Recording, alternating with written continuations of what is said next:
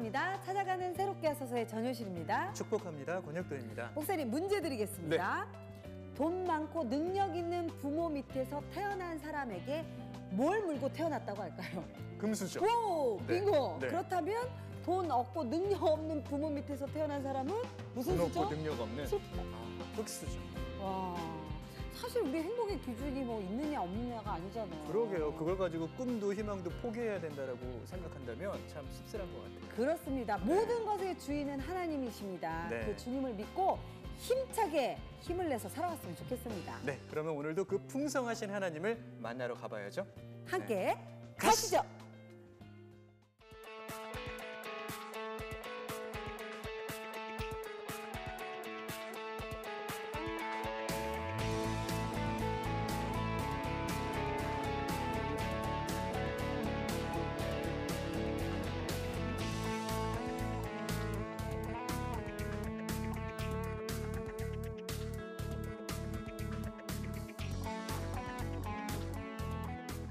대광교회는 정말 사랑이 넘치는 교회입니다. 전도하는 교회입니다. 기도하는 교회예요. 사랑으로 봉사하는 교회입니다. 훈련하는 교회입니다.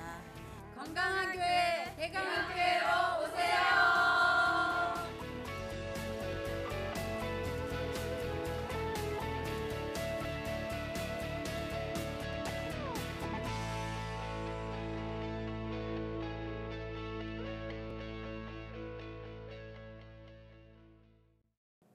현장에서 전하는 은혜의 간증, 행복한 시간 찾아가는 새롭게 하소서. 오늘은요 대광교회에서 함께합니다. 대광교회 성도님들 함께하셨고요. 김명석 담임 목사님 모셨습니다.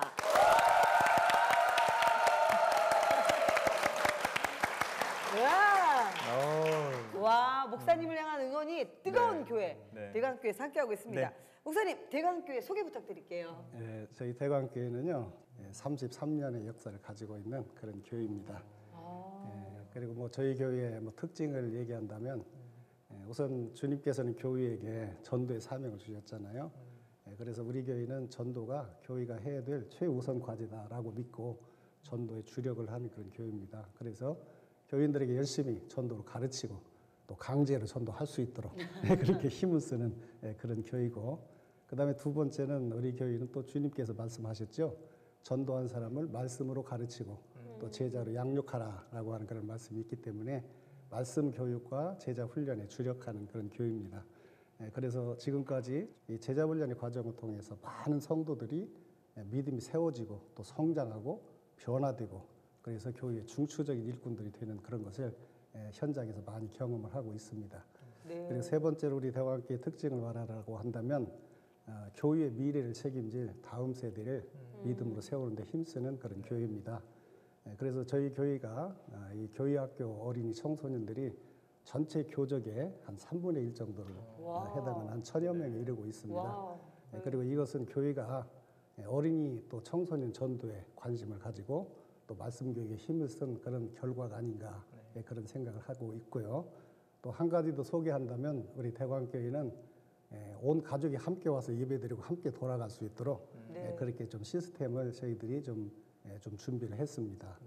그래서 이제 교회 올 때 가족들이 다 함께 와서 예배드리고 예배 끝나면 또 가족들이 함께 집으로 돌아갈 수 있도록 그렇게 이제 그 어떤 그 저희들이 좀 배려를 할까요? 또 그런 준비를 하고 있습니다. 이것이 대광교회의 특징이라고 얘기할 수 있습니다. 네, 아니 우리 목사님 방송 들어가기 전에 저 NG 몇 번 낼 거예요 그러시더니 너무 말씀을 그냥 일목요연하게 잘하십니다. 그리고 이제 목회 33년 차 되셨다고 하셨는데 목사님 지금 한 40대신 것 같은데.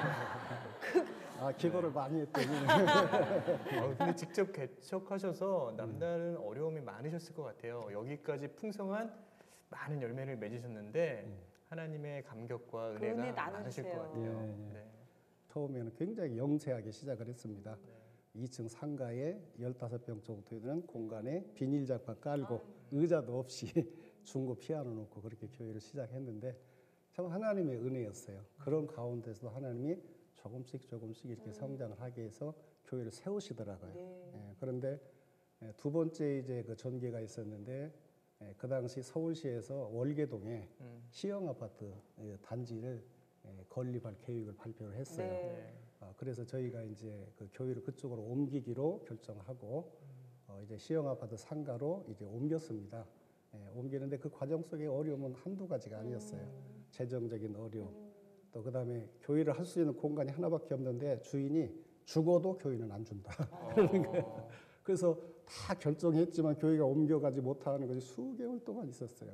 근데 하나님이 역사하시니까 그 교회 그 상가가 다른 사람이 들어오질 않는 거예요. 와. 다른 사람이 들어오지 않으니까 이 사람이 죽어도 못 준다고 하더니 나중에 할 수 없이 주는 거예요. 그리고 들어가자마자 이제 재정적인 어려움이 있었는데 하나님이 미리 예비를 하셨더라고요. 네. 첫 주에 이 전도지를 쭉 하고 전도하고 첫 주에 모였는데 180명이 와서 모인 거예요. 이 성도가 많으니까 이제 재정이 좀 나아진 거죠. 네. 그래서 거기에서 한 11년 동안 거기서 목회를 했는데 근데 이 상가에서 교회를 하다 보니까 너무 힘들어요. 모이는 것도 힘들고 새벽 기도하는 것도 네. 힘들고 철야 기도하는 것도 힘들고 공간은 좁고 뭐 너무너무 힘들어요. 그래서 독립된 성전이 꼭 있어야 되겠다. 예, 아주 필요성을 절실히 그 절감을 하고 네. 온 성도들이 또 기도를 시작했습니다. 예, 기도하면 응답받는 걸 알고 있으니까 기도를 했더니 하나님께서 이 중랑구 신내동에 또 대단히 아파트 단지가 들어서게 하시고 이 종교 부지를 우리가 분양을 하게 하셨어요. 네. 예, 건축을 시작했는데 또 다시 이제 어려움이 막 찾아오기 시작합니다. 예, 먼저 어려움은 아까도 얘기했지만 주민들이 몰려와서 공사를 못하게 하는 거예요. 지금 지하부터 파는데 그냥 이 전부 다 이렇게 안반입니다. 그걸 그 막 다다다다 해가면서 그걸 깨는데 얼마나 이해가 충분히 돼요. 살 수가 없는 거예요. 그런 반대 어려움이고 그건 어려움도 아니에요. 이 시공회사가 중간에 부도가 나버렸어요. 그러니까 부도가 나면 공사를 못합니다. 네. 공사를 못하고 또 그다음에 어떤 문제가 있는가 하면 돈을 안 준 사람들이 교회로 몰려들어요. 몰려서 주일 앞에 말이죠. 이 교회당 앞에 서서 막 담배 퍽퍽 피워가면서 상소리 해가면서 예배를 막 방해하고 그런 어려움들이 많이 있어요. 그런 어려움을 참 하나님 은혜로 그럭저럭 이제 극복해 나가는데 그 뒤로 바로 뭐가 터졌는가 하면 IMF 금융 위기 그게 터진 거예요. 그 당시 상황을 보면은 교회의 미래가 걱정될 정도로 그 정도로 그렇게 어려웠습니다. 근데 하나님이 함께 하시니까 참 기가 막힌 일들이 많이 일어났어요. 그런 기적을 통해서 이제 완공이 되고 그래서 오늘까지 이제 이르게 됐습니다. 그러니까 이건 하나님이 하신 일이지 하나님이 하신 일이지 사람이 한 일이 아니에요. 아니 목사님 원래 이 프로그램 나오면 간증자들만 영상 편지를 띄우게 되는데요. 제 안에 감동이 확 오면서 우리 목사님이 내내 말씀하시는데 정말 그 30여 년의 목회 일정을 돌아보시면서 그 감동과 감사가 있으신 것 같아요. 그 은혜가. 목사님 하나님께 감사의 영상 편지 띄워주세요. 하나님 아버지 너무너무 감사합니다. 저 같은 자를 종으로 세워주시고 주님의 피로 값주시고 세운 교회를 맡겨주시고 지금까지 33년 동안 한 번도 외면하지 아니하시고 구비마다 해결하게 하시고 어려운 문제에 대해 더 큰 은혜를 주셔서 오늘의 교회가 이르게 하시니 너무도 감사드립니다. 이제 이 교회가 하나님을 위해서 더 크게 쓰임받는 그런 교회가 되게 해주세요. 감사합니다.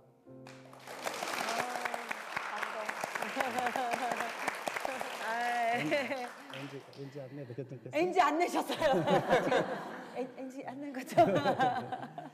감동이에요. 그간의 어떤 목회의 은혜와 감격이 말씀 절절마다 묻어나는 것 같습니다. 그렇습니다. 네. 목사님, 우리도 개척 후 30년 될 때는 요 하나님께 영상 편지. 그래요. 자, 오늘 성도들 간증 나누실 텐데요. 우리 격려의 말씀 좀 부탁드립니다. 네. 고린도후서 1장 4절에 보면 모든 환난 중에 우리를 위로하사 우리가 하나님께 받는 위로로서 모든 환난을 당한 자를 위로케 하시는 하나님이다. 그런 말씀이 있습니다. 내가 받는 위로와 그 경험과 체험과 간증을 가지고 다른 사람에게 전할 때 다른 분들이 힘을 얻고 믿음을 얻고 이기게 하는 이걸 위해서 하나님께서 고난과 시련을 주신다. 그런 말씀입니다. 이제 오늘 두 분이 하는 간증이 믿지 않는 사람들에게는 하나님의 살아계심과 하나님의 능력과 사랑을 깨닫는 시간이 되기를 바라고 기왕에 고난과 환난 중에 있는 분들에게는 이 고난은 하나님이 은혜 주시는 그런 사인이구나 이렇게 생각하고 용기 얻고 그 주님 바라보고 의지해서 주님의 위로를 받는 그런 간증이 되길 바랍니다. 감사합니다.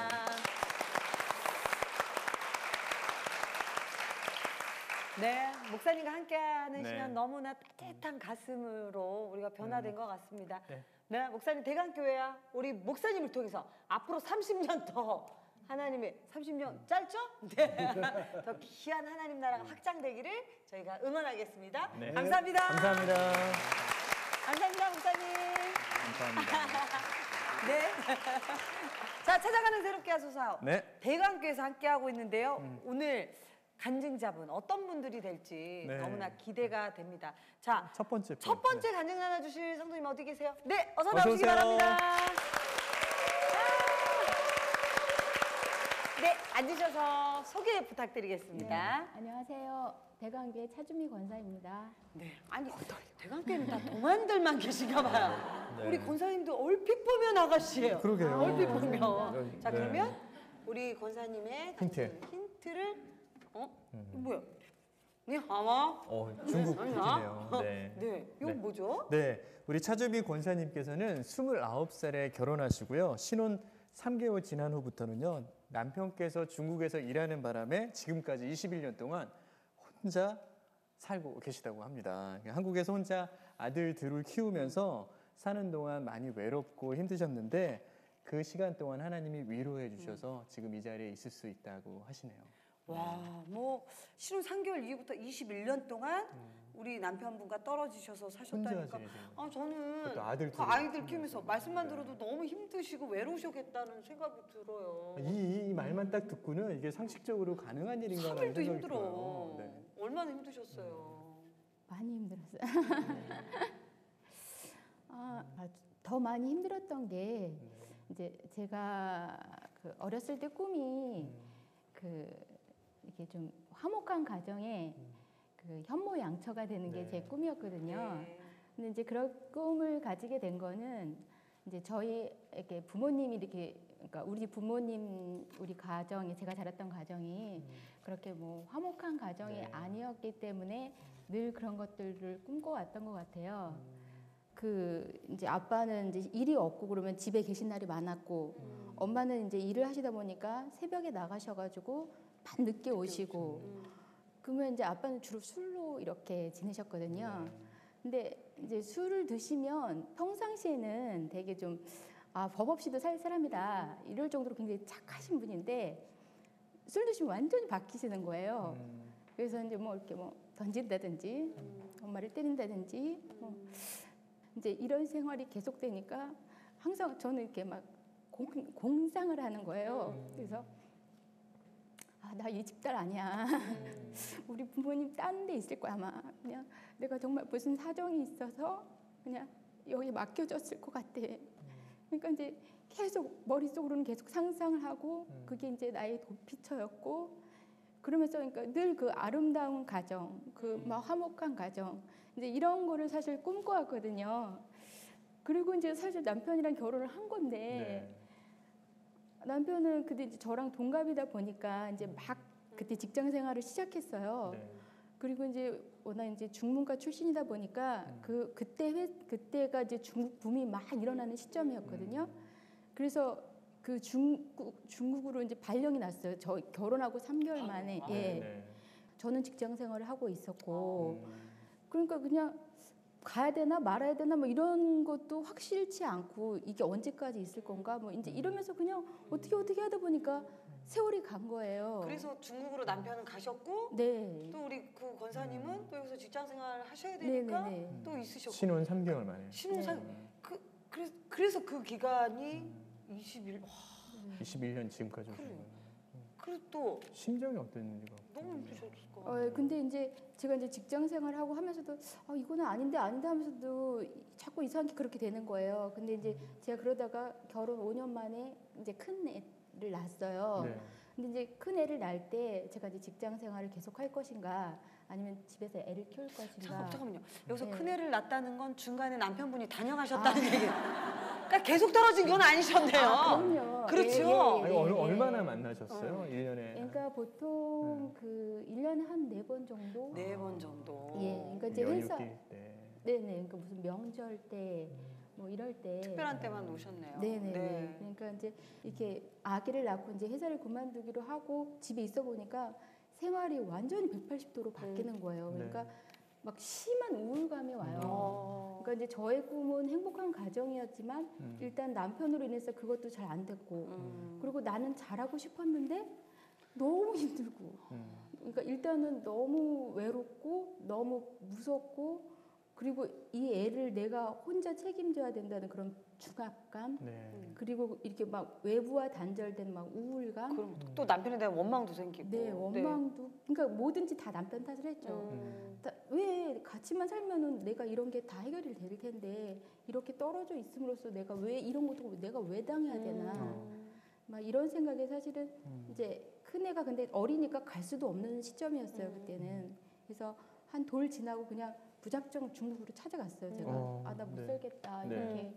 근데 그때 또 남편이 복막염이 이렇게 터져가지고 병원에 입원하는 일이 생기고 그러니까 어떻게 있을 수도 없어가지고 다시 그냥 주저주저 하다가 오게 되고 그리고 또 세월이 그냥 또 어느 순간 흘러버리고 그러다가 다시 이제 또 둘째 애를 갖게 됐고 그러니까 또 다시 우울감이 오고 이제 이러면서 보니까 어느덧 세월이 지금까지 21년이 흘러더라고요. 아니, 근데 불안하고. 중국도 네. 가셨었는데 그럼요. 그것도 받아주지도 않고 화를 내면서 또 그냥 보내셨단 말이에요.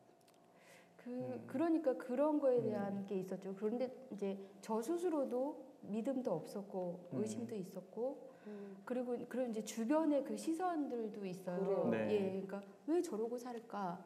왜 안 갈까? 뭐 여자가 있는 건 아닐까? 그러니까 거의 그거를 계속 반복해야 되는 그 상황이 정말 많이 힘들고 원망스러웠죠. 정말 힘드셨을 것 같아요. 그 상황 어떻게 근데 이겨내셨어요? 처음에는 그냥 어쩔 수가 없어서 많이 좀 짜증과 하와 막 그런 게 좀 많이 있었던 것 같아요. 네. 근데 제가 사실 그 전부터 그러니까 중학교 때 이제 교회를 다니기 시작해서 교회는 꾸준히 다니고 있었는데 이제 뭐 이렇게 뭐 회사 생활하고 막 이러다 보니까 또 이제 막 세상적으로 좀 제가 이렇게 좀 친하게 됐어요. 네. 근데 이제 아기 낳고 보니까 남편도 없고 막 원망은 쌓이고 어디 가서 풀 데도 없는 거예요. 그러니까 이제 제가 이제 스스로 그냥 애 업고 다니면서 계속 새벽 기도를 온 거예요. 네. 근데 사실 저를 모르던 분들은 저 사람 참 믿음이 좋다. 막 새벽 기도에 모든 예배 이렇게 다 오고. 근데 사실 저는 안 그러면 죽을 것 같았거든요. 그래서 살려고 온 거예요, 살려고. 네. 그래서 근데 그렇게 아기를 계속 업고 다니는 게 너무 힘들었거든요. 그리고 그래서 이제 좀 잘 때 재워놓고 이제 눕히고 오면은 애가 혼자 깨가지고 막 울고 막 이러면 그것도 아닌 것 같기도 하고. 그래서 그냥 또 흐지부지 좀 됐다가 네. 나중에 이제 둘째 나오니까 또 그게 반복이 되는 거예요. 그러니까 힘들면 이렇게 우울증이 생기면 이걸 어디다 풀 데가 없는 거예요.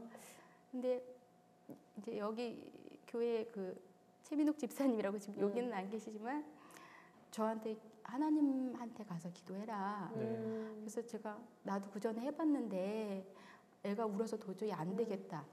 그랬더니 그러면 우리는 이렇게 새벽 기도가 5시, 6시 두 번 있거든요. 근데 내가 5시 거 갔다 오고 아기를 봐줄 테니까 가서 6시 거 가라. 그래서 그분이 이제 그런 식으로 해서 내가 기도할 수 있게, 그러니까 내가 하나님 앞에 나가서 기도할 수 있게 그렇게 좀 오랫동안 그렇게 해줬어요. 아기를 봐주셨군요. 네, 예, 예배 그러니까 나올 수 있도록. 제가 그러면 이제 봐주니까 좀 안심하고 와서 그냥 기도하고 뭐 이랬거든요. 기도하시면서 어떻게 좀 마음의 평안이나 뭐, 달라진 그 것들이 시간을 있었어요? 통해서 어떻게 남편에 대한 어떤 이해의 마음이나 그렇죠. 용서의 마음이 근데요, 생기셨어요? 저는 근데 왜 보통 기도하면 기도 응답이라는 게 있잖아요. 근데 네. 저는 와서 거의 울기만 했던 것 같고 왜 사람들이 왜 이렇게 기적 같은 것도 많이 체험하고 이러는데 막 음성도 들었다고 그러고 뭐 이렇게 만져지는 것도 있었다고 그러고 근데 사실 저는 그런 체험이 없었어요. 근데 하루는 이제 저는 저 위에서 이제 기도를 했었거든요. 기도를 하는데 이제 그날도 그냥 징징징 됐던 것 같아요. 하나님, 나 왜 사는 게 힘들고 도대체 왜 이렇게 해결이 안 되고 이렇게 기도해도 아무런 변화도 없고 이제 이런 식으로 기도를 하고 있었는데 그냥 하나님이 내가 네 남편을 사랑한다라는 그런 느낌을 저한테 주신 거예요. 네. 근데 저는 그때 그냥 그 느낌을 받는 순간 화가 나는 거 있잖아요. 그렇죠. 막 너무 억울하다고 내가 아니 왜 나한테 그러면서 이제 막 울었던 것 같아요. 나 억울하다고 내가 잘못한 것도 없는데 그거에 대한 응답은 안 주시고 그냥 느닷없이 그냥 남편을 사랑한다 왜 이런 느낌을 주셨는지 그게 뭐 목소리가 들린 건 아니지만 그래서 그렇게 한참 울다가 그냥 마음에 좀 나중에 이렇게 좀 평안이 오더라고요. 그래서 이제 제가 좀 관점이 좀 바뀌었어요. 이 사람도 사실은 가정을 책임지고 이런 것들이 좀 버거웠겠다. 그리고 막상 또 서울에 왔을 때 나를 보면 나는 늘 짜증만 내고 힘들어하고 그러면 좋지는 않았겠다. 그러니까 내가 정말 가정을 그런 화목한 가정을 원했지만 어떤 내 할 일은 하지 않고 상대편이 안 해주니까 나는 너가 해주면은 내가 할 거야 조건 대 하는 조건인 거죠. 약간 그러니까 이게 해결되면 난 분명히 잘할 텐데 왜 이거 하나 해결 안 해주니까 내가 먼저 해줄 그럴 마음이 없었던 거죠. 네. 그래서 그때 좀 마음이 나도 그렇게 잘한 거 없고 남편도 사실 가정을 위해서 많이 고생을 하고 있구나. 네, 이런 식으로 그때 좀 마음 바꾼 거예요. 정말 참 그 생각을 바꿔서 나를 힘들게 하는 나를 만족시키지 않는 당연히 만족시켜야 되는데 만족을 주지 않는 사람에 대해서 생각을 바꾼다는 건 쉽지 않는데 그럼요. 우리 권사님이 하나님의 마음으로 내가 네 남편을 사랑한다라는 그 하나님의 마음을 어쨌든 버거웠지만 받으시고 그 하나님 거기에 초점이 있으셨던 것 같아요. 남편이 아니라 우리 권사님의 그 바뀌시는 그 태도 순종에 대해서 초점이 있으셨던 것 같아요. 너무 감동이 되네요. 근데 그래서 큰 그릇으로 우리 권사님을 이렇게 많은 사람을 품는 사람으로 사용하시는 것 같은데 그 이후에도 그냥 평탄했으면 좋았을 텐데 그러게요. 또 한 번에 또 힘든 시간이 큰 병을 아픈 시간이 앓으셨다고. 있으셨다고요. 네. 예. 제가 근데 2008년도에 유방암 2기라는 그 진단을 받았어요. 그래서 그때 좀 근데 일단은 보통은 내가 암일 거라는 생각을 안 하니까 막상 그 진단을 받고 났을 때 너무 그러니까 당황했어요. 당황하고 어떻게 해야 될지 뭘 어떻게 해야 될지 정말 알 수가 없더라고요. 근데 별로 남편에 대한 원망은 생기진 않고요. 오히려 그나마 어쨌든 문제가 해결이 안 됐으니까 그래도 조금 잡고 있던 그런 뭐 이렇게 약간 집착이라든지 막 힘, 막 이런 거를 막상 내가 이제 유방암이라는 얘기를 듣고 나서는 이렇게 몸에 힘이 다 빠지는. 그러니까 이제 내가 더 이상 뭘 할 게 없구나. 내려놓게 되셨고. 예. 그러니까 뭐 어쩔 수 없이라도 그때는 이렇게 집착하던 것들이 별거 아니구나. 막 이런. 그리고 그 과정 속에서 정말 예수님 밖에는 내가 없구나. 예수님이 아니고서는 내 죄나 내 잘못을 해결할 방법이 없구나. 이런 거를 좀 많이 느꼈어요. 그럼 어쨌든 그런 병이 부분에 있었어요. 있어서 말씀을 통해서 또 회복시켜 주시고 암은 어떻게 그러게요. 수술을 하셨나요? 예. 그때 이제 2기였고 제가 이렇게 오른쪽 가슴인데 이렇게 중앙 쪽에 있어서 이제 다 절제를 해야 된다고 하더라고요.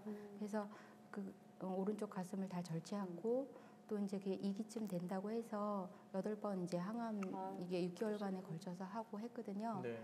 근데 이제 그 과정에 이제 제가 이제 막 머리도 빠지고 막 토하고 막 이 털이 다 빠지다 보니까 나중에 눈썹도 빠지고 막 이러더라고요.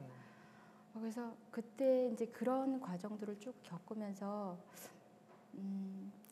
이게 눈썹이 있었다는 게 얼마나 감사한 건지 막 이런 것도 느끼게 되고 그러면서 이제 그때 이제 예배를 드릴 때 여기 목사님이 그때 이제 설교 말씀 중에 감사일기를 한번 이렇게 성도들한테 이제 도전을 주신 거예요. 감사일기를 써봐라 할 때 그래서 이제 그때부터 이제 감사일기를 적게 됐거든요. 네. 또 감사일기를 쓰면서 쓰시면서 깨달은 게 있을 것 같아요. 놀라운 변화가 네. 있었던 것 같아요. 예, 근데 그 감사일기를 이렇게 쓰다 보니까 생각이 바뀌더라고요. 아, 그러니까 그전엔 제가 약간 좀 부정적이고 약간 그런 생각을 좀 많이 했는데 이제 그 쓰는 과정에서 모든 거에서 감사거리를 찾는 거예요. 이제 안 하다 보니까 네. 이제 아주 작은 것부터 감사거리를 이렇게 막 찾기 시작하니까 진짜 보이더라고요. 와, 예. 우리 권사님 봐야죠, 또. 감사일기 야 가지고 나오셨어요. 감사 노트, 차주미. 급한 마음이 가라앉고 차분하게 해주셔서 감사합니다. 머리를 한번 삭발하고 싶었는데 해본 것도 감사. 어, 또 있으시네요. 네. 그리고 집안 청소도 할 수 있고 쉴 수도 있는 여유로운 시간 주셔서 감사합니다. 네. 이 말씀도 참 좋네요. 아이들을 사랑한다면 먼저 선생님을 사랑하고, 애들을 사랑한다면 나의 반쪽을 먼저 사랑하고, 아이들을 사랑한다면 먼저 된 아이를 먼저 사랑해야 함을 깨닫게 해주셔서 감사합니다. 있어요. 이 감사 노트를 다시 기록함으로 감사가 회복되게 하여 주셔서 감사합니다. 아 정말 아까 권사님도 말씀하셨지만 산가운데 감사할 게 없는 것 같은데 감사거리를 찾다 보니까 감사할 것들이 이렇게 많아졌어요. 매일매일 빼곡히 와, 적어놓으셨어요. 오늘의 감사일기 첫 번째 뭐가 감사하세요? 오늘 감사는 이건 제가 이렇게 뭐 방송을 한다는 건 생각도 안 해봤는데 이런 기회를 통해서 어쨌든 하나님을 증거할 수 있게 나를 사용해 주셔서 정말 감사합니다. 감사합니다. 무엇보다 참 이렇게 깨닫게 해주셔서 감사한 것 맞아요. 같아요. 네. 다시 한번 하나님의 은혜와 또 우리 권사님의 간증을 통해서 다시 한번 하나님의 말씀을 깨닫게 되는 것 같습니다. 네. 지금 권사님 몸은 좀 어떠세요? 암은 완치가 암은 되셨는지. 어떠신지? 근데 이제 제가 올 보통 5년 정도를 이렇게 보는데요. 그게 이제 2013년도가 5년 되던 때였어요. 그래서 네.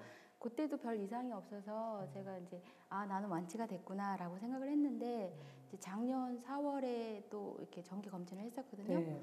근데 그때 이제 뼈에 전이가 됐다 이런 얘기를 또 들었어요. 그래서 네. 그때도 너무 좀 당황스러웠어요. 그러니까 이제 좀 끝났다고 생각을 했었거든요. 근데 그래 생명은 내가 처음부터 하나님한테 있다고 했지.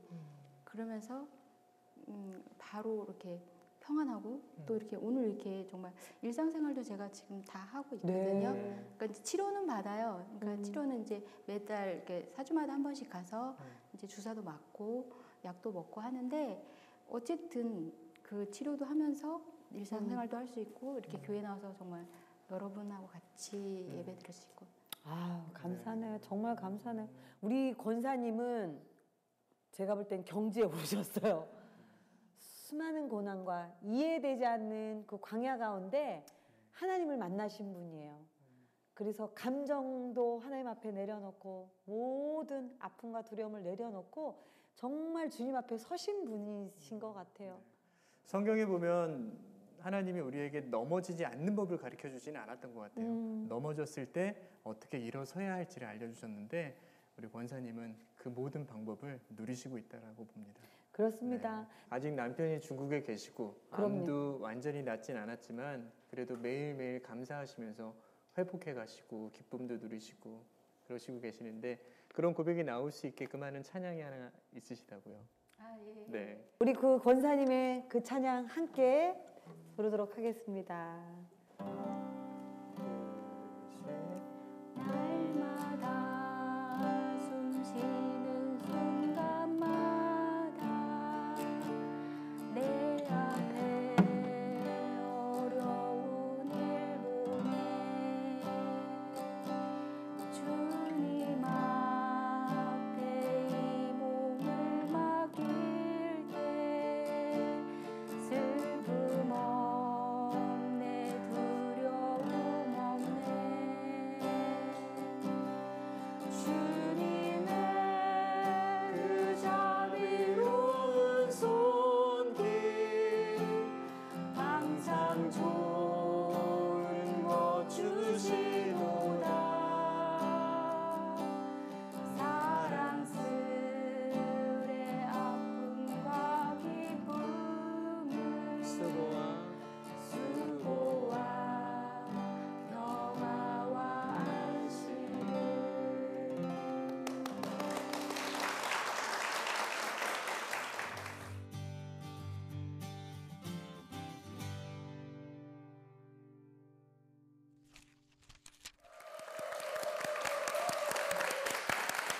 네.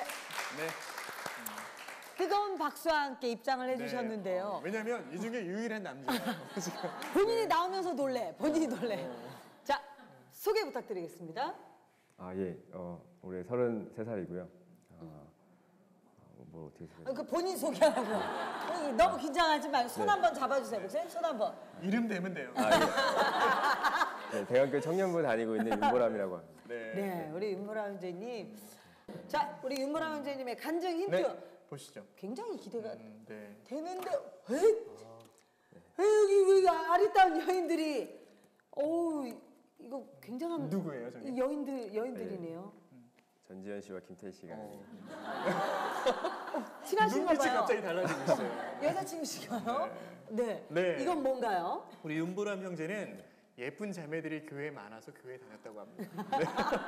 그럼 교회는 다녀도 늘 그럼에도 불구하고 세상에 빠져 지냈다가 지금은 하나님과 인격적으로 만나서 세상적인 것들에서 벗어났다고 그래요. 어떤 사연이 있는지 여러분 함께 나눠보시죠. 야, 네. 우리 보라 형제 솔직해서 좋아요. 근데 우리 대강교회 예쁜 자매님들 어디 계신가요? 어디 계시지? 교회 나왔을 때 예쁜 자매님들이 많아서 좋았어요? 제가 다니던 교회는 일터에는 그렇게 청순한 여자들은 없었거든요. 네. 예, 다 이렇게 막 이렇게 격한 여자들만 있었는데 격한 여자들만 보다가 네, 거기 딱 같은- 교회를 갔더니 네. 되게 막 이렇게 샤방샤방한 젊은 친구들이 이렇게 어. 처음 왔다고 또 막 이렇게 반겨주고 네. 막 웃어주고. 예, 막 이렇게 항상 옆에 앉아 있어주고 막 해가지고요. 네. 아, 여기가 천국이구나. 네, 말로만 듣던 천국. 야, 또 그 어디나 하늘나라였어요. 네. 아니 이제 주변에 격한 사람들이 많았다 이런 얘기를 하셨어요. 그럼 어쨌든 보람 형제님이 이제 교회 나면서부터 좀 그러니까 다른 환경을 좀 접하신 건데 그렇죠, 그렇죠. 세상에서는 좀 우울하고 좀 힘든 삶이셨다라고 얘기를 들었어요. 특별히 그렇게 느꼈던 이유가 있나요? 아, 예, 뭐 누구나 다 한 번쯤 이렇게 경제적인 어려움을 겪잖아요. 저희도 어릴 때 아버님 부도 나셔가지고 제가 이제 한 중학교 2학년 때 현실적으로 저한테도 좀 어려움이 왔거든요. 뭐 그 차비가 없어서 좀 걸어다니거나 뭐 학비가 없어서 이렇게 보조받고 또 급식 같은 급식비 없으면 이제 따로 나라에서 지원해주는 급식이 나오기도 하고 하거든요. 네, 그런 거 먹으면서 다니고 또 그때도 지금도 그렇게 막 큰 몸은 아니지만 좀 왜소해가지고 예, 그리고 이런 인상이다 보니까 만만히 봐가지고 이런 인상이 보이지? 왜? 아니, 친구들이요? 예, 그래서 뭐 왕따도 몇 년 당해보고요. 왕따도 당하셨어요? 학교 다닐 때니까. 잘 보면 왕따를 시키지 당할 것 같지 않은데 그 시절에 그랬군요. 네네네. 자꾸 왜소하고 막. 무엇보다 그 사춘기 시절에 경제적인 어려움으로 또 학교에서 또 예전에 보면 학교에서 진짜 그런 급식 나올 때 또 도시락통도 색깔이 그죠 딱 편하잖아요. 예, 저희는 따로 이렇게 일회용기에 담아줬어요. 이렇게 식판을 주지 않고 그 저희 구분을 한 거예요? 네, 구분됐었어요. 너무했다. 그래서 저희만 따로 모여서 먹고 그랬었거든요. 네. 그런 게 어디 있어? 그래요. 예, 요즘 있는지 모르는데 저 때까지는 그게 좀 심하게 했더라고요. 맛은 있었어요? 우선 모든 게 다 달라요. 그 가지고 반찬이나 모든 게 다 달라서 뭐 그때도 달랐지만 그냥 도시락이 아무튼 따로 이렇게 편의점에서 파는 도시락 같은 느낌으로 이렇게 왔어요. 아니 왕따는 왜 당했었어요? 그건 뭐 잘 모르겠어요. 뭐 요즘에도 그렇지만 애들 이유 없이 괴롭히는 아이들이 있으니까 뭐 저도 그냥 아무래도 제일 만만해 보이기도 했을 것이고요. 네. 그렇게 어려운 시절을 보내고 그 이유는 어떻게? 네, 학교 졸업후에는 어땠어요? 아무래도 그 돈이 그때 계속 어려워가지고요. 그 고3 때 저는 공업고등학교 요즘에는 공고라는 게 없을 텐데 공고는 고3 때 취업을 나가거든요. 그래서 고2 2학기 때부터 취업을 나가서 이제 그때부터 현장에서 일도 해보고 계속 장사하면서 일을 많이 해봤었거든요. 네. 어떤 일들을 해봤어요? 어떤 장사였어요? 그 공사장 기사로 1년 하고 그리고 이제 남대문 안경 부품 파는 거에서 한 1년 반 정도 그리고 신발 가게 한 1년 정도 해보고 백화점 2년 정도 다니고 백화점에 여자들 좀 격한 여자들 네. 네. 그리고 이제 백화점 끝나고는 이제 캐나다에 이렇게 트럭 운전하면 돈을 많이 번다 그랬고 캐나다 갔는데 트럭 운전 못하고 호두 과자 팔다가 호두 과자. 붕어빵 호두 과자 그렇게 팔리더라고요. 잘 예, 잘 팔렸어요. 팔리더라고요. 네. 보고 팔다가 이제 와서는 저희 아버님이 그 주변 사업가 중에 크게 성공하신 분 계시다고 하셔서 그분 밑에서 일을 배우면 아무래도 좀 콩고물 떨어지지 않겠느냐라는 뉘앙스로 말씀하셔서 저도 그 사람 밑에서 이제 일 좀 배워볼까 해서 고기 도매하는 수입 소고기 네, 도매하는데 네. 거기도 한 1년 반 정도 네네 그랬습니다. 와, 정말 많은 것들을 경험해 주셨네요. 어떻게 근데 교회는 그러다가 다니게 포인트가 된 거예요? 있었겠죠? 예, 근데 교회를 다니기 시작한 거 이제 그 수입 속이 바로 직전인데요. 캐나다 갔다 와서 그 아무리 해도 막 정말 수없이 일을 했는데 네. 이 돈도 안 모이고 너무 막막해갖고 이제 친구랑 그때 매일 술을 먹었거든요. 한 달에 한 20일씩 술을 먹기도 했었는데 술 마시면서 친구가 이제 전도를 했어요. 둘 다 만취한 상태에서 이렇게 만찬 상태에서 네, 정말 친구가 믿을만. 야, 예수 믿기 가해는가 예수밖에 없이 믿어 먹으면 믿어. 그랬던 거예요. 안전해지는 거야. 진짜 그런 느낌이었거든요. 어떻게 했어요? 네. 그런 느낌으로 전도 그때가 토요일 저녁이었어요. 네. 그래서 공릉동에서 소주 한잔 하고 이제 다음 날 친구랑 통화하면서 약도 대충 이제 설명 받아가지고 태계원 교회에 처음 네. 가게 됐습니다. 네, 됐었죠. 어땠어요? 딱 하니까 신세계였었어요? 네, 역시 아까 말씀드린 것처럼 아 너가 말하는 천국이 여긴가 보다라는 예, 그런 느낌으로 이렇게 다녔고 근데 다녔는 데는 우선 그 교회 생활에 워낙 저는 사회생활 많이 했다 보니까 그 교회 생활만 열심히 했고요. 네, 그러다 보니까 그 적응은 되게 빨리 했는데 뭐 믿음은 당연히 없었고요. 네, 근데 교회 생활은 정말 누구보다 잘했던 것 같아요. 네. 어쨌든 세상 속에 있다가 이제 교회로 오기는 했지만 여전히 이 세상적인 이런 습관들은 참 쉽게 끊기가 쉽지는 않았을 것 같아요. 맞아요. 그 터닝 포인트가 있었을 것 같아요. 그런 모든 생활 다 하고 있었어요. 그냥 술도 마시고 그냥 편안하게 대화도 막 하고 음담패설도 하고 그렇게 살다가 이제 수입 소고기 아까 이렇게 사업 크게 하신 분 밑에 일을 하다가 이렇게 갑자기 좀 더럽지만 변에서 피가 나기 시작했거든요. 이렇게 혈변이라고 하잖아요. 혈변을 보기 시작했는데 피곤해서 혈변이 나왔나 보다 이렇게 생각하고 있었는데 그게 길어지더니 어느 순간 제가 화장실에서 혈변부터 기절을 한 적이 있어요. 네, 그래서 몇 시간 후에 사장님이 안 오니까 전화를 한 거죠. 화장실 간다는 애가 몇 시간 동안 안 와가지고 그리고 몇 시간 후에 이제 응급실 가서 입원해보니 이제 그게 궤양성 대장염이라는 지금도 아직 고쳐지진 않는 희귀난치성병이라는 건데 그거라고 하더라고요. 그래서 우선 입원했고 뭐 그런가 보다 하는데 점점 더 안 좋아지는 상황이더라고요. 하루에 한 혈변을 20몇 번까지 봤던 것 같아요. 예, 먹은 건 없고 물도 안 먹었는데 변만 계속 이렇게 피만 나오니까 그래서 아무튼 그렇게 병원에 입원한 상태에서 이제 시간을 한 40여일을 보냈었거든요. 그 기간 중에 한 일주일은 마냥 이제 하나님 막 욕하고 정말 격하게 하나님한테 막 쌍욕도 하면서 어떤 걸 가지고 힘든 마음이 너무 없겠죠. 억울한 거죠. 저는 저만 그렇게 사는 게 아니고 모두가 다 그렇게 산 것 같았는데 더 나쁘면 더 나쁜 놈이 내 주변에도 한두 명이 아닌데 왜 나만 이러시지 막 그래서 되게 욕도 많이 했고 그렇게 일주일을 지냈는데 일주일 후에는 이제 더 이상 그때는 휠체어 없으면 움직이지 못하는 상태가 돼가지고 이렇게 힘을 빼고 누워 있다 보니까 그때는 좀 살아야겠다는 마음인지 몰라도 회개가 나오더라고요. 그래서 그때부터는 말씀하셨던 음란동영상부터 뭐 부모님과의 안 좋은 관계도 있다 보니까 뭐 아버지를 원망했던 마음부터 뭐 모든 걸 다 그냥 이것까지 회개할 필요가 있나 싶을 거에 다 회개했어요. 막 쥐어짜가지고 이렇게 이제 다 했다 싶을 만큼 이렇게 2주 정도 회개를 하고 나니까 뭐 회개 때문은 아니겠지만 어쨌건 2, 3주 후에 호전이 되기 시작했어요. 그래서 어차피 더 이상 우리 병원에서 해줄 건 없으니 집에서 상태 봅시다 해서 그 들어갔어요. 근데 그 과정에 그러고 보니까 제일 두려웠던 거는 이제 2주차 때 의사 선생님이 이게 다음 주나 다다음 주 호전이 안 되면 이제 장을 도려내셔야 될 것 같다고. 근데 이게 부분이 아니라 이제 아예 이게 이 위 다음에 항문이 될 수도 있다고. 예, 장을 없애야 될 것 같다라고. 근데 없애는 것도 없애는 거지만 그 후도 문제죠. 없애는 과정에서 아드님이 잘하면 죽을 수도 있다. 50% 치사율이라고 하더라고요. 예, 그래서 그때 제일 많이 무섭기도 했었는데 네, 다행히 이제 수술 없이 약물로 호전이 잘 돼가지고 지금도 계속 이제 약 먹으면서 지내고 있습니다. 그럼 참 여기서 아까 그 얘기했잖아요. 정말 처음엔 하나님을 원망했지만 자신의 모든 죄들을 특별히 그 음란 동영상 네네. 이런 것도 모든 것들을 이제 회개를 했단 말이에요. 그러면 이제 딱 다시 세상 가운데 이제 몸도 좀 호전되고. 음란한 동영상이 도대체 어느 정도까지 파고들었던 진짜 거예요? 궁금해서 그래요. 내 얘기 듣기로는 컴퓨터까지 버렸었다고 그러더라고요. 아, 정말? 예, 그게 네. 그런 게 있었어요. 그 하나님 만나고 나서도 이걸 보다 보니까 어느 순간은 이게 좀 괴리감을 느꼈죠. 내가 배우고 느끼는 이 주일에 되게 막 우리 다들 거룩하시잖아요. 주일만큼 누구보다 거룩하잖아요. 그렇죠? 네.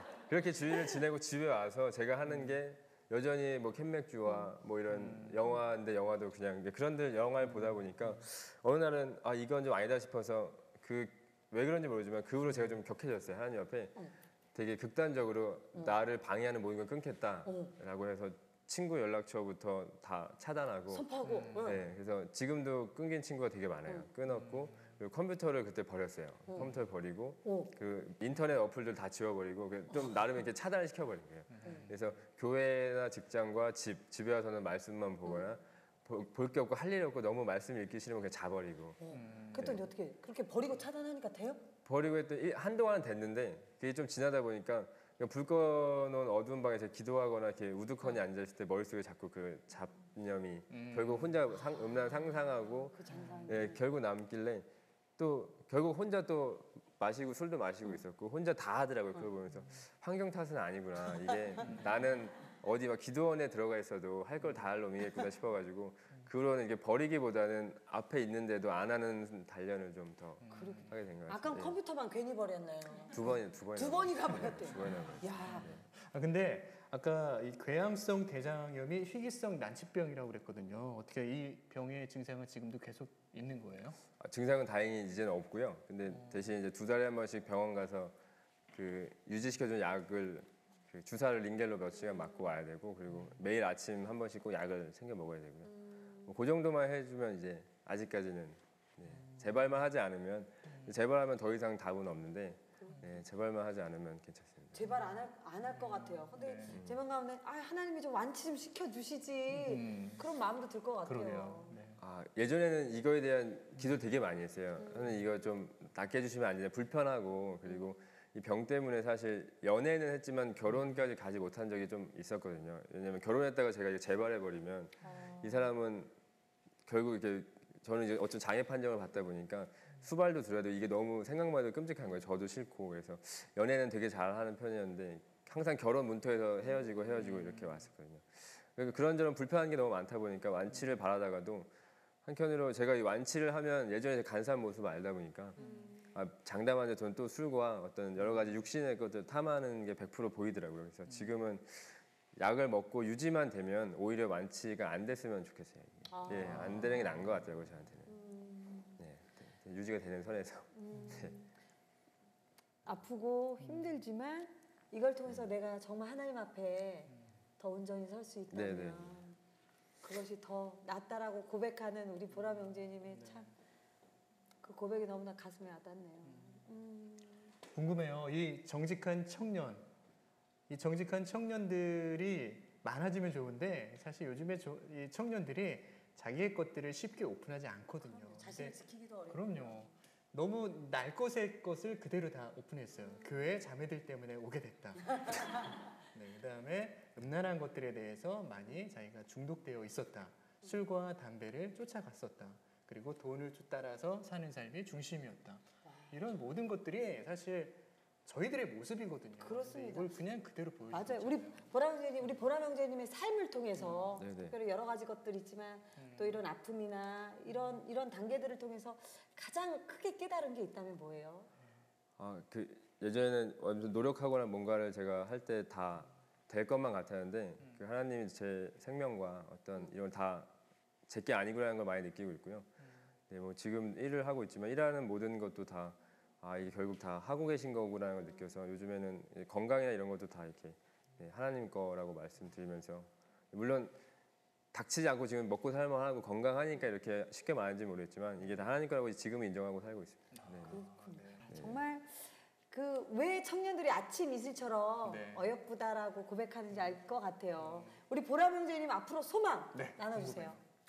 예, 우선 뭐 덕분에 지금 이제 많은 어려움 경제적인 거랑 뭐 건강도 다 이겨내게 해주셨고요. 그러다 보니까 조금 다르게 보이더라고요. 이걸 주신 이유가 뭘까라는 생각을 많이 하고 있어요. 왜 저는 대학교도 못 들어갔고 장사도 많이 했고. 예, 뭐 이렇게 어렵게 했고 능력은 정말 없는데 오늘날까지 이렇게 살게 해주신 이유가 뭔가에 대해 고민을 하고 있고요. 아직 답을 내리지 못했지만 네. 우선 기본적으로 되게 제일 부끄러운 건 사실 음란한 게 부끄러운 게 아니라 아니 전도를 한 번도 못 해봤어요. 이게 제 삶에 가장 부끄러운 것 중에 하나인데 예, 그래서 전도 제일 해보고 싶고요. 예, 그리고 가게나 이런 것도 다 그거에 쓰임이 되었으면 좋겠어요. 제가 볼 때는 네. 10대 학생들 엄청 전도할 것 같아요. 그러니까요. 이 고민 상담도 딱 해드려요. 네네. 이 음란물에 빠져있는 학생들 고민 상담 해드립니다. 일단 말투가 10대들과 접촉할 수 있는 말투예요. 그럼요. 엄마 와서 한 잔 먹으면서 엄마 와가지고 될 수 있는 약간의 건들거림이 좋은 접촉점이 될 것 같아요. 그리고 정말 복음을 전하고 싶다, 전도하고 싶다라는 이 소명을 고백한 우리 보람 형제님 삶이 저 중등부 교사래요. 그럼요. 기대가 됩니다. 애들 좀 몇 명 보내겠습니다. 아 예.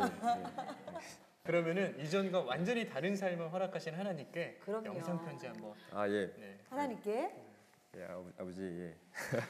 여기 보시면서 네. 우선 너무 감사하고요. 지금은 이제 장담하는데 하나님이 저를 싫다고 하셔서 제가 절대 안 된다고 하나님 붙잡을 만큼 하나님 안에 사는 게 너무 좋고 하나님 안에서 살 수 있다면 지금 이미 주신 것들 다 가져가셔도 괜찮으니까 어찌됐건 항상 하나님 안에 이렇게 머물 수 있게 해주시면 너무 감사할 것 같고요. 앞으로도 주신 은혜에 대한 이유 찾아 물어가면서 하나님 안에서 할 수 있는 최선을 다해서 살겠습니다. 네, 감사합니다.